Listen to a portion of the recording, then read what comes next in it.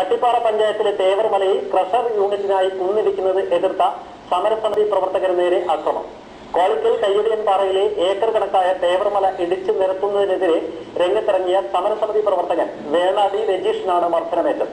ഞായറാഴ്ച രാത്രിയായിരുന്നു സംഭവം. 50 ഏക്കറോളം വരുന്ന തേവർമല ഇടിച്ചു നിരത്തി ക്രഷർ യൂണിറ്റ് ആരംഭിക്കാനുള്ള നീക്കത്തിനെതിരെ പ്രദേശവാസികൾ മാസങ്ങളായി പ്രക്ഷോഭത്തിലാണ്. ഇതിനിടെ ഗ്രാമപഞ്ചായത്ത് അധികൃതർ നിർമ്മാണത്തിന് സ്റ്റോപ്പ് മെമ്മോ നൽകുകയും ചെയ്തു. ഇതിന്റെ പ്രതികാരമായാണ് കുന്നിടിക്കുന്നതിനെ അനുകൂലിക്കുന്നവർ സംഘടിച്ചെത്തി ആക്രമിച്ചതെന്ന് പരിക്കേറ്റ രജീഷ് പറഞ്ഞു. കടലിന്റെ അടുത്ത് ഇവിടെ ഒരു മണൽ വരുന്ന ആൾക്കാർ ഒരു ബോർഡ് വെച്ചിട്ടുണ്ട്.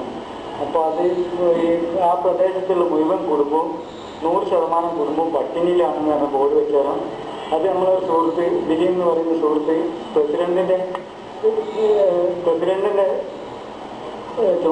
അടുത്തേക്ക് വിളിച്ചു പറയുകയും ആ വിളിച്ചു പറയുന്ന സമയത്ത് വെളിച്ചില്ലാത്തതുകൊണ്ട് എന്നോട് എൻ്റെ മൊബൈലൊന്ന് ആ ബോർഡിന്മേൽ കഴിക്കാൻ പറഞ്ഞാലും അപ്പോൾ അവിടെ ഉണ്ടായിരുന്ന ഈ മലയിലുള്ള ഒരു ആള് രാജൻ പറയുന്ന ആള് അപ്പോൾ ഞാൻ ട്യൂബ് കെട്ടിത്തരാം ബോർഡ് ഞാനവിടെ കെട്ടിയാണ് പറഞ്ഞുകൊണ്ട് എൻ്റെ കോളർ വിട്ട് റോഡ് തള്ളിയിട്ടുകൊണ്ട് അദ്ദേഹത്തിന്റെ കയ്യിലുള്ള വടിയും കൊണ്ട് നെറ്റി കരുതി പിന്നെ റോഡ് കൂടി വലിക്കുകയാണ് ചെയ്യുന്നത്.